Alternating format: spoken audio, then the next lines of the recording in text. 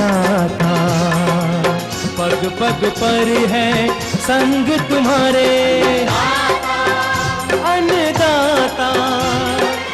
लहू किसानों का बन के पसीना सींचता है धरती का सीना।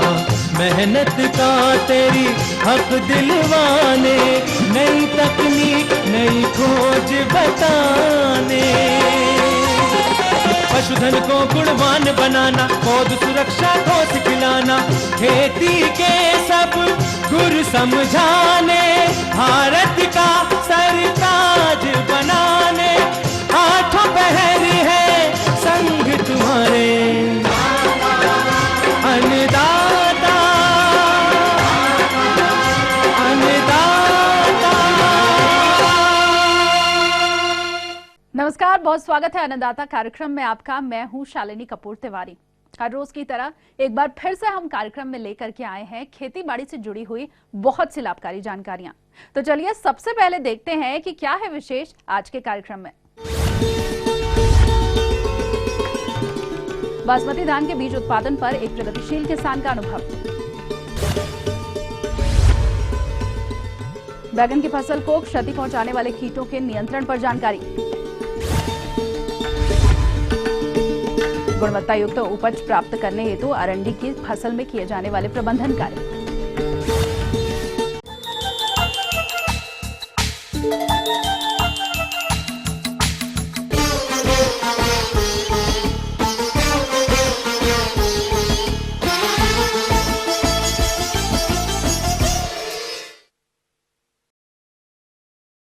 हमारे प्रदेश के किसानों का रुझान दिन प्रतिदिन बासमती धान के उत्पादन की तरफ बढ़ता जा रहा है और हमारे किसान भाई बासमती धान का गुणवत्ता युक्त अधिक उत्पादन ले भी रहे हैं और उचित लाभ भी कमा रहे हैं। कुछ किसान भाई तो बीज का उत्पादन करके अधिक लाभ ले रहे हैं। तो आइए मिलते हैं ऐसे ही एक किसान ग्राम कुसावली जिला मेरठ के विनोद सैनी से, जो कि बासमती धान का बीज उत्पादन करके अच्छी आय अर्जित कर रहे हैं। तो आइए जानते हैं उनके अनुभवों को। 5 वैरायटी हम लोग कर रहे हैं। पूसा बासमती 1121, पूसा बासमती 1, पूसा बासमती 1509, पूसा सुगंध 5 और पूसा बासमती 6। जो 1121 की यील्ड है हमारे यहाँ पर 4.5 कुंटल, 4 से 4.5 5 कुंटल तक की जो है वो निकल जाती है कच्चे बीघे में, प्रति कच्चा बीघे में निकल जाती है। और जो अदर वैरायटी हैं, जैसे मान लिया आप सुगंध 5 लीजिए, पूसा सुगंध 5, तो वो हमारी 6 कुंटल से 6 से 6.5 कुंटल तक की पैदावार उसकी निकलती है। तो उसमें प्रति जो बीघा है, प्रति बीघा जो है कच्चा बीघा, उसमें 3-4 हज़ार रुपये का इजाफा होता है। मान लिया साधारण तरीके से आपका धान 7,000 रुपये बीघा बिक रहा है, तो बीज तैयार करके हम उसे 10,000 रुपये तक की ले जा सकते हैं। अगर उसमें 1,000 रुपये की लागत भी लगाएं तो 2,000 रुपये का फिर भी हमें फ़ायदा होता है। अब मैं आपको बताऊंगा कि धान की जो वैज्ञानिक खेती है वो हम लोगों ने कैसे शुरुआत की थी। सबसे पहले बीज का चयन जो है वो ठीक होना चाहिए। बीज का सोर्स जो है फाउंडेशन या प्रमाणित बीज हम लोगों को खरीदना चाहिए, विश्वसनीय जगह ऐसा होना चाहिए। जब धान का नर्सरी का चयन हम लोग करते हैं तो उस टाइम पे जो एरिया है उसका विशेष रूप से ध्यान रखना चाहिए। तो यहाँ यह ध्यान रखने वाली बात है कि अगर आपको 1 किलो बीज बोना है तो उसके लिए 40 वर्ग मीटर जगह की आवश्यकता होगी।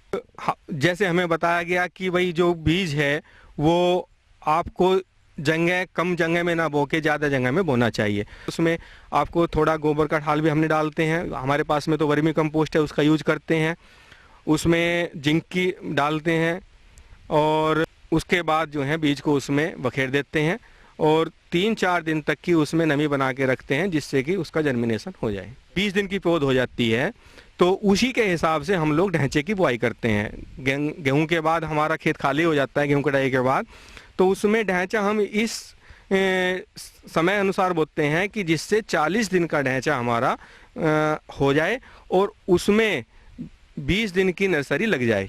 फिर उस खेत में पानी भर के और रूटर वेटर से हम उसकी पडलिंग कर देते हैं जिससे हमारी जुताई का खर्चा भी बचता है। उसके बाद आप जो है उसमें जो नर्सरी हमारी तैयार हो गई उसकी रोपाई करते हैं। हम अपनी जो रोपाई करते हैं वो लाइन से करते हैं, रस्सी के द्वारा करते हैं। लाइन से लाइन की दूरी 20 सेंटीमीटर की होनी चाहिए। 8 इंच की दूरी जो है पौधे से पौधे की, और लाइन से लाइन की दूरी जो है वो 20 सेंटीमीटर हम लोग रखते हैं। जैसे पिछले कई साल से वर्मी कंपोस्ट का प्रयोग करते रहे हैं, तो हमारे खेत में तो वह जो खाद की उर्वरक शक्ति की मात्रा है वो बहुत होती है। बाद में हम लोग अपने खेत में जो है रासायनिक खाद का प्रयोग केवल 5 किलो DAP का करते हैं और 5 किलो जो है पोटास उसमें डालते हैं। 1 किलो बेसल में 1 किलो प्रति बीघा के हिसाब से 33% की जिंक डालते हैं। जिंक धान में जरूर डालनी चाहिए, ये हमें बताया गया था। उसके बाद आपने रोपाई कर दी। रोपाई करने के बाद आप उसमें अगर पानी की सुविधा है तो 40 दिन तक की पानी उसमें टूटने ना दें, जिससे कि आपकी खरपतवार जो है वो उसमें पैदा नहीं होगी। अगर आपके यहाँ पानी की सुविधा नहीं है, मतलब हमारा किसी के पास में अगर पानी की सुविधा नहीं है, तो उसको जो है खरपतवार नाशक कोई भी दवाई डाल देनी चाहिए। लगभग 20 दिन के करीब, 18 से 20 दिन के करीब जब हमारी क्रॉप हो जाती है तो उसमें टिल्लिंग शुरू हो जाती है। तो उसका एक तरीका हमें बताया गया था कि भाई टिल्लिंग जो है वो ज़्यादा कैसे हो, तो वो तरीका हम इस्तेमाल करते हैं। हम एक पैटा लेते हैं, या कड़ी, गांव की भाषा में हम कड़ी कहेंगे, पुराने मकानों में कड़ी होती है 4x4 की कड़ी, या 2 बांस बांध के हम लोग जो हैं उस खेत में जिसमें 20 दिन की सोइंग हो गई है उसमें फेरते हैं। उससे क्या होता है कि जो पत्ती के ऊपर कोई कीट पतंगा बैठा होगा तो वो नीचे पानी के संपर्क में आके उसमें मिल जाएगा। प्लस जब पौधे में हलचल होगी तो उससे नीचे जो टिल्लिंग निकलेंगे उसकी मात्रा साधारण तरीके से जो धान पैदा कर रहे थे उससे ज़्यादा होगी। क्रिया करने के बाद में अब बात आती है कि इसमें टॉप ड्रेसिंग में यूरिया देना चाहिए आना चाहिए। वो डिपेंड करता है हमारी कौन सी वैरायटी हमने डाल रखी है। जैसे 11-21 की हम बात करें तो 11-21 में यूरिया बहुत कम मात्रा में डालना चाहिए। हम लोग अपने खेतों पर 11-21 में यूरिया का टॉप ड्रेसिंग नहीं देते, क्योंकि उसकी ग्रोथ ज़्यादा हो जाती है। अगर किसी के यहाँ नाइट्रोजन की कमी दिखाई दे रही है तो आवश्यकता अनुसार उसमें जो है नाइट्रोजन देनी चाहिए। अगर 50 अब फसल हो गई हमारी 50-60 दिन की, तो 50-60 दिन में हमें ध्यान रखने वाली बात यह है कि इसमें हमने देखा कि भाई इसमें अब कोई फफूंदी नाशक बीमारी आने की संभावना है, तो उसका हम स्प्रे करते हैं।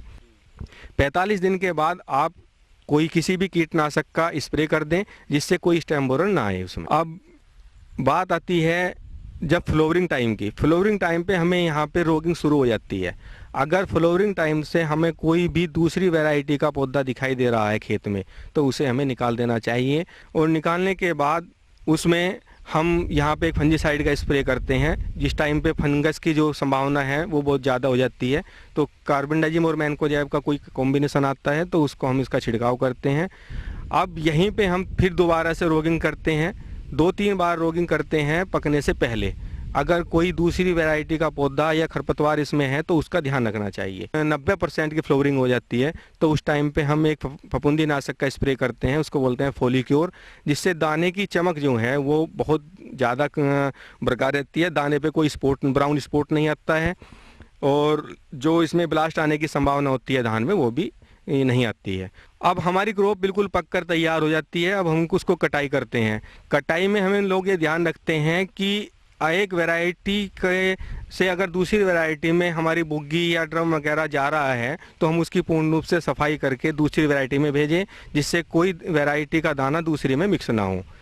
और उसके बाद फिर हम पंखा जो चलाते हैं वो अपनी मशीन है जो ट्रैक्टर से चलती है, उसको भी हम एक वैरायटी से दूसरी वैरायटी में अगर ले जाते हैं तो उसमें भी दाने का ध्यान रखना चाहिए कि उसमें कोई दाना दूसरी वैरायटी का ना जाए। और इसी साथ में अगर जो हमारे बोरे हैं उनको भी हमें देख लेना चाहिए कि कोई उसमें दूसरी वैरायटी का दाना या कोई गेहूं वगैरह का जौ का दाना तो नहीं है। साफ़ करके तब हमको बैग में भरना चाहिए। जब स्टोरेज की बात आती है तो हम जो धान का बीज का स्टोर करते हैं वो 14% नमी पे करते हैं कि 14% से नमी ज़्यादा नहीं होना चाहिए। उसमें कीट लगने के जो कीट लगते हैं उसके आसार ज़्यादा हो जाते हैं। सुखाकर धान को उसमें रखना चाहिए। पूरी तरह पकी हुई फसल ही हमको काटनी चाहिए। अतः मेरी आपसे यही सलाह है कि आप भी थोड़ी थोड़ी मात्रा में, अगर आपके पास में 50 बीघे हैं तो 25 बीघे आप जो हैं उसे बीज में निकालने की कोशिश करें, या किसी भी कंपनी का बीज प्रोग्राम लेके आप उत्पादन करते हैं तो उसमें भी आपको एक्स्ट्रा आमदनी मिलती है। किसान भाइयों, अगर कोई किसान बीज उत्पादन करना चाहता है या आप नेशनल सीड कॉरपोरेशन जो है आप वहाँ संपर्क कर सकते हैं। राज्य के बीज प्रमाणीकरण से संबंधित संस्था है एक, वहाँ कर सकते हैं। सरकारी में आपका एपीडा का एक सेंटर है मोदीपुरम में, BADF बासमती निर्यात विकास प्रतिष्ठान, वहाँ संपर्क कर सकते हैं।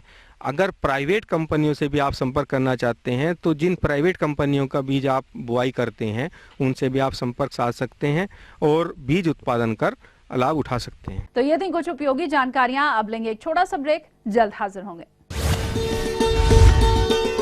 बैगन की फसल को क्षति पहुंचाने वाले कीटों के नियंत्रण पर जानकारी।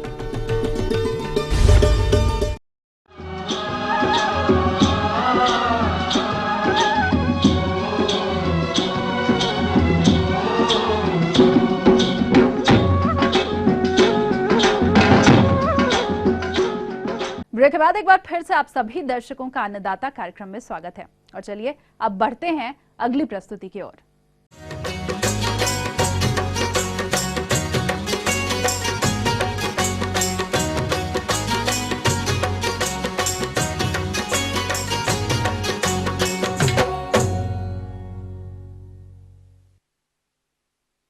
बैंगन हमारे प्रदेश की ही नहीं अपितु पूरे देश की एक लोकप्रिय सब्जी है।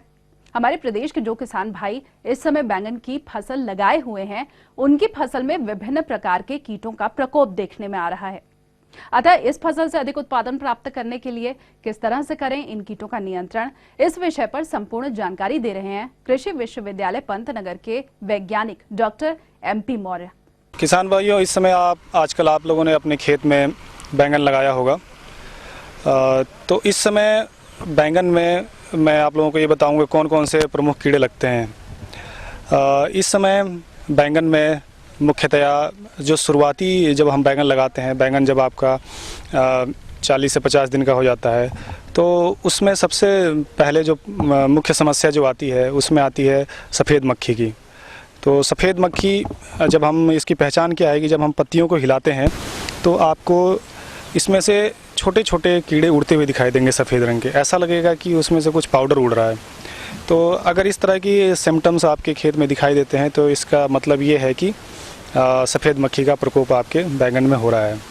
और उसी प्रकार से जो सफ़ेद मक्खी होती है वो पत्ती के निचले हिस्से पे आप देखेंगे ध्यान से तो उस पर बैठी रहती है वो, और वहीं पे वो पत्तियों से रस को चूसती रहती है, जिसके कारण जो पत्तियां होती हैं पीली पड़नी शुरू हो जाती हैं। और दूसरा जो मुख्य कीड़ा लगता है उसी समय, उसमें उसको कहते हैं जैसिड, उसको फुदका बोलते हैं। आपने देखा होगा, उसको ज़रा सा भी उसको टच करेंगे तो वो फुदक के दूर चला जाता है। हरे रंग का होता है ये, वो भी पत्तियों से रस चूसता है। लेकिन ये पत्तियों के ऊपर सिरे के ऊपर बैठता है, तो इसको बोलते हैं हरा फुदका। ये भी पत्तियों से रस चूसता है, जिसके कारण पत्तियां पीली होनी शुरू हो जाती हैं। ये दोनों मुख्य कीड़े जो हैं ये क्रॉप के प्रारंभिक अवस्था से लेके और जब तक ये क्रॉप रहती है तब तक इसका प्रकोप रहता है फसल में। तो इसके नियंत्रण के लिए हमें जो सिस्टेमिक इंसेक्टिसाइड हैं, जो पौधे के अंदर चले जाएं, ऐसे कीटनाशकों का प्रयोग करना चाहिए, जिसमें हम लोग मुख्यतः जो संस्तुति देते हैं वो है थाइमिथाक्सैम। थाइमिथाक्सैम दवाई है जो बाज़ार में इकतारा नाम से उपलब्ध रहती है। तो उसकी 25 ग्राम AI प्रति हेक्टेयर की दर से उसका हमें 500 लीटर पानी में मिलाकर छिड़काव करना चाहिए। अगर इसका हम छिड़काव अगर हम देखते हैं कि पत्तियों पे 2-3 सफ़ेद मक्खी दिख रही है, उस अवस्था पे हमें इसका छिड़काव प्रारंभ कर देना चाहिए। और जो दूसरी प्रमुख कीट है जो फल बनने की अवस्था में जिसका प्रकोप शुरू होता है, उसको बोलते हैं brinjal fruit and shoot borer, फल प्रोरो एवं फल छेदक। तो जो शुरू की अवस्था होती है, ये कीट क्या करता है कि सबसे पहले प्रोरोह को बेधता है और जिससे प्रोरोह जो है आपका सूखना शुरू हो जाता है। और इस तरह की अवस्था आप यहाँ देख सकते हैं कि प्रोरोह के सूखने के बाद से जो पौधा है वो छोटा रह जाता है और ऊपर का जो ब्रांचेज हैं, जो शाखाएं हैं, वो सारी की सारी सूख जाती हैं और इससे जो पौधे का जो विकास है वो रुक जाता है। तो प्रोरोह वेधक जो है बहुत ही कह सकते हैं प्रमुख कीट है और ज़्यादा हमारे क्षेत्र में हानि पहुंचाता है। और यही कीट जब फल बनने लगते हैं तो वो फल को भी बेधना शुरू कर देता है, जिसको हम कहते हैं फल बेधक। उस समय उसका नाम हो जाता है फल बेधक। तो अभी आपको हम दिखाते हैं फल बेधक। तो फल बेधक के नियंत्रण के लिए हम लोग मुख्यतः क्या करते हैं कि जैसे ही हमें सिम्टम्स दिखाई देने, लक्षण दिखाई देने शुरू होते हैं, सबसे पहले हम क्या करते हैं कि जैविक विधि द्वारा इसका नियंत्रण बताते हैं। इसके लिए ट्राइकोग्रामा प्रजाति की, जो इसको कहते हैं अंड परजीवी, ये आपके नज़दीकी किसी भी जैविक नियंत्रण प्रयोगशाला में आपको ये उपलब्ध हो जाएगा। उस ट्राइकोग्रामा के 50,000 अंडे प्रति हेक्टेयर के दर से खेत में लगाने से जो प्रोरो एवं फल बेधक कीट है इसका नियंत्रण हम कर सकते हैं। लेकिन इस अंड परजीवी का जो खेत में छोड़ने का जो समय है वो आपको ध्यान में रखना है। फूल आते ही इस अंड परजीवी को अपने खेत में छोड़ना ना भूलें। अगर उस समय अगर आप इस ट्राइकोग्रामा अंड परजीवी को आप खेत में छोड़ते हैं तो आप अच्छी तरीके से इस फल एवं प्रोरो बेधक को नियंत्रित कर सकते हैं। ट्राइकोग्रामा एक ऐसा अंड परजीवी है जो बैंगन के फ्रूट एंड शूट बोरर के अंडे को पैरासिटाइज करता है। जो ट्राइकोग्रामा है ये जो फ्रूट एंड शूट बोरर है उसके अंडे के ऊपर अपना अंडा दे देता है, जिससे कि जो मुख्य कीट है वो उसका अंडा मर जाता है। तो इस तरीके से हम अगर अंड परजीवी ट्राइकोग्रामा को अपने बैंगन के खेत में प्रयोग करते हैं तो उसको हम अच्छी तरीके से नियंत्रित कर सकते हैं। तो ट्राइकोग्रामा के 50,000 अंडे प्रति हेक्टेयर की दर से हमें बैंगन के खेत में छोड़ने चाहिए।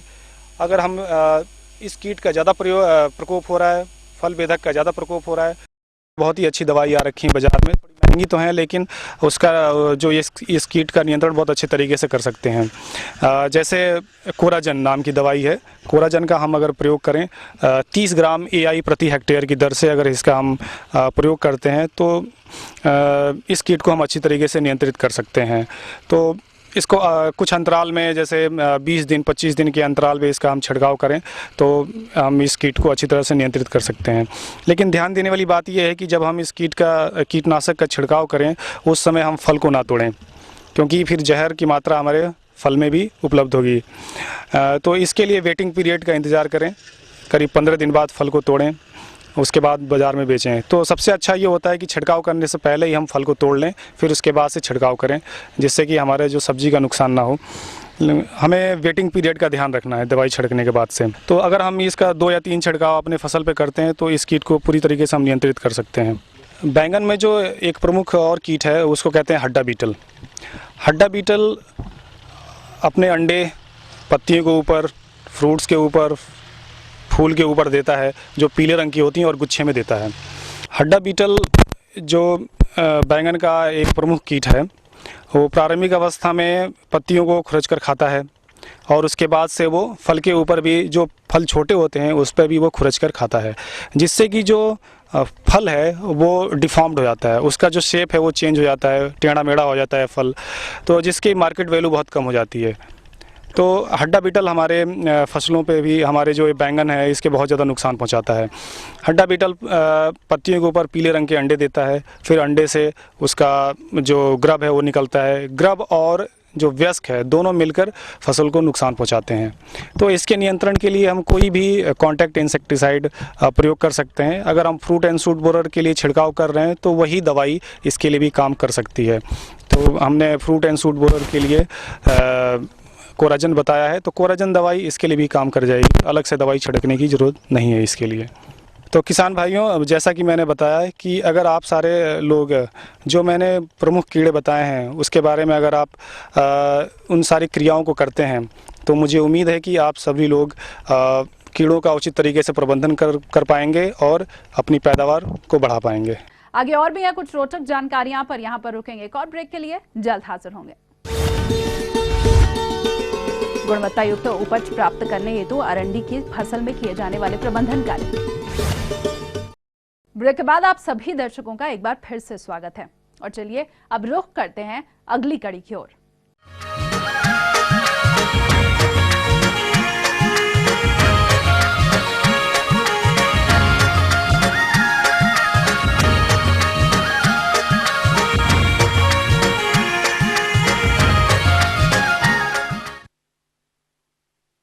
अरंडी की खेती हमारे प्रदेश के पीलीभीत, सीतापुर और बहराइच, कानपुर, इलाहाबाद, आगरा और झांसी इत्यादि जिलों में शुद्ध और मिश्रित रूप में की जाती है। अतः हमारे प्रदेश के जिन किसान भाइयों ने अरंडी की फसल लगा रखी है तो वो इस फसल से गुणवत्ता युक्त उपज प्राप्त करने हेतु इस समय इनमें कौन कौन से प्रबंधन कार्यों को अपनाएं, इस विषय पर जानकारी हेतु हमारे संवाददाता ने संपर्क किया चंद्रशेखर आजाद कृषि और प्रौद्योगिक विश्वविद्यालय कानपुर के डॉक्टर SK यादव से। अंडी एक बहुत ही महत्वपूर्ण फसल है, अपने देश की बहुत ही महत्वपूर्ण फसल है। इसका निर्यात करके भारतवर्ष विदेशों से अधिक पैसा अर्जित करता है। तो किसान भाइयों, इस समय अंडी की फसल खेत में खड़ी हुई है और उसके प्रबंधन के बारे में कुछ बिंदुओं पर प्रकाश डालना चाहता हूं। जैसे इस समय फली आ रही होंगी, फूल लग रहे होंगे और अगर खेत में नमी नहीं है तो सिंचाई जरूर कर दीजिए। सिंचाई बहुत आवश्यक है, अन्यथा फली में दाने कम पड़ेंगे या दाने सिकुड़े होंगे। इसलिए अच्छा पैदावार लेने के लिए इसका ध्यान रखिए कि पानी की व्यवस्था उचित होनी चाहिए, खेत में नमी होनी चाहिए, क्योंकि इसमें फलियों में दाने पड़ रहे हैं या फूल आ रहे हैं। तो इस अवस्था में सिंचाई की व्यवस्था, अगर पानी नमी नहीं खेत में, सिंचाई बहुत जरूरी है। दूसरा महत्वपूर्ण बिंदु है उर्वरक प्रबंधन का। इसमें खाद शुरू में डाली जाती है बेसल ड्रेसिंग में आधी nitrogen, 50 kg nitrogen per hectare और 30 kg फास्फोरस और 15 kg पोटास पर हेक्टेयर डालते हैं। तो आधा नाइट्रोजन जो है शुरू में बुआई के समय डाल देते हैं खेत में और पूरा पोटास और पूरा फास्फोरस डालते हैं और शेष जो अब आधी नाइट्रोजन बचती है उसको खड़ी फसल में 2 बार में, एक बार तो निकाई होने के बाद तुरंत 30 दिन के बाद और एक जो है वो 40-50 दिन के बाद की जाती है। और दूसरी बात रही कीड़ों की प्रबंधन, तो इसमें फलियों में कीड़े आ रहे होंगे या पत्तियों पर कीड़े लगे होंगे। एक तो होता है पार्ट बोरर, जो फली बेधक कहते हैं इसको, और ये फलियों के रस को चूस लेता है, पत्तियों के छेद करके फलियों का जो रस होता है उसको चूस लेता है, तो दाने नहीं बन पाते हैं। और इसके रोकथाम के लिए जो कोई भी इंसेक्टिसाइड, जैसे आपका क्विनाल फास हुआ, मोनोक्रोटोफास हुआ और या क्लोरोफाइरिफास हुआ, इसका जो है 1.5 से 2 ml पर लीटर पानी के हिसाब से डालिए और एक बार भी अगर नहीं होता तो 15 दिन के अंदर दूसरा छिड़काव करिए, तो ये कीड़े रुक जाएंगे और आपकी फसल को नुकसान नहीं होगा। और दूसरा कीड़ा होता है सूड़ी, होती है जो पत्तियों में लगी रहती है, बिहार कटे पर कहते हैं, वो पत्तियों को रस चूस करके और पत्तियों को झुझा कर देती है, मतलब बिल्कुल उसमें खाली नसें रह जाती हैं। और इस सूड़ी के लिए भी यही दवाई हैं, क्विनालफास, मोनोक्रोटोफास या क्लोरोफाइरिफास, वही 1.5 से 2 ml पर लीटर पानी के हिसाब से आप डालिए। और जो पौधे ज़्यादा प्रभावित हैं उनको उखाड़ के बाहर फेंक दीजिए। इस प्रकार के भाइयों, अगर आप इन छोटी छोटी महत्वपूर्ण बातों का ध्यान रखेंगे तो आप प्रति हेक्टेयर या प्रति एकड़ अधिक से अधिक उपज प्राप्त करेंगे।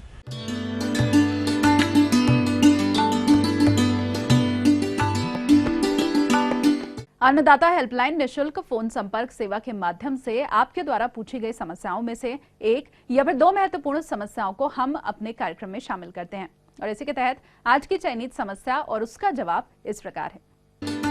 आज की अन्नदाता हेल्पलाइन में हमने जिस प्रश्न को शामिल किया है उसे पूछा है हसनगंज उन्नाव के मनीब भारती ने। आपने बकरियों के उत्तम स्वास्थ्य हेतु स्वच्छ जल प्रबंधन पर जानकारी चाहिए है, तो इसके लिए देखिए कार्यक्रम का यह अंश।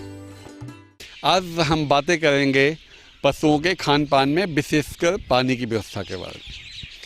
सबसे पहली चीज़ ये मैं आपको आगाह करना चाहता हूँ, आपको सलाह देना चाहता हूँ कि जहाँ तक संभव हो बकरियों को एकदम ताज़ा पानी पिलाइए।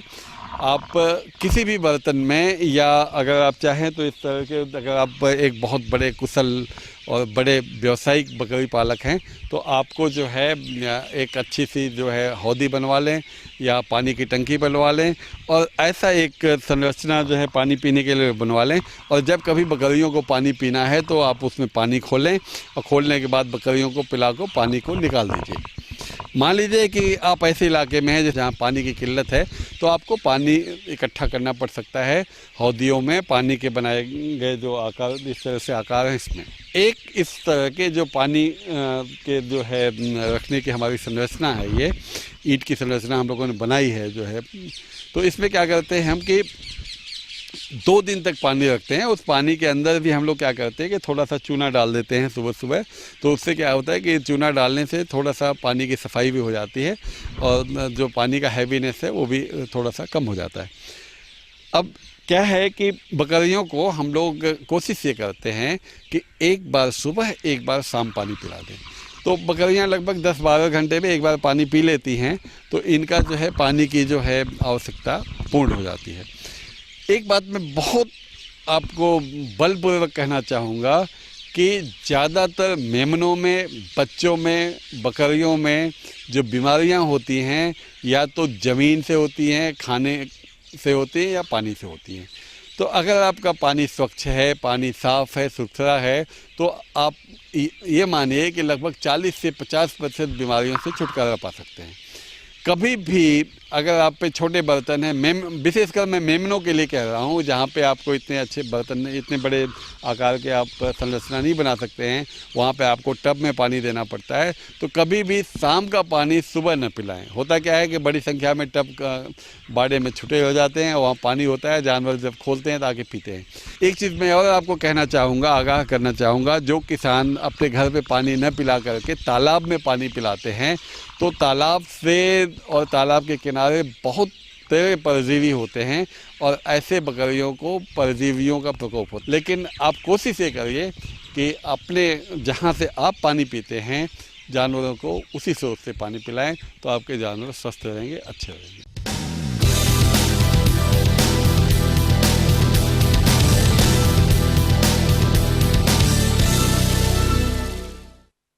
राज्य की विभिन्न मंडियों में कृषि उत्पादों के चढ़ते उतरते बाजार भाव की संक्षिप्त जानकारी इस प्रकार है।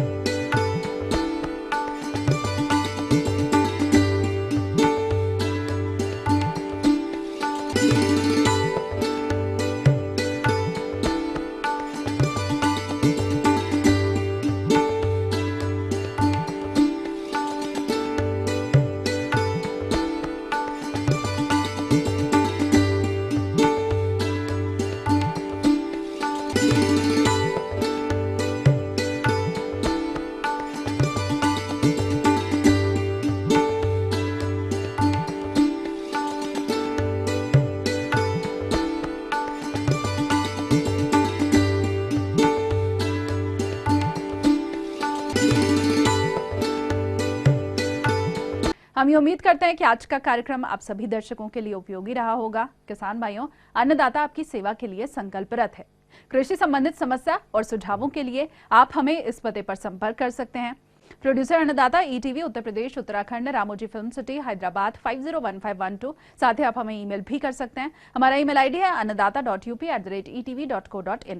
इसके अलावा आप हमें निःशुल्क हेल्पलाइन नंबर 180010845999 पर सोमवार से शनिवार सुबह 10 से शाम 4 बजे के बीच संपर्क कर सकते हैं।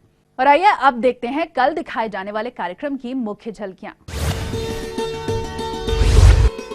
गन्ना के साथ केला की खेती पर एक किसान का अनुभव,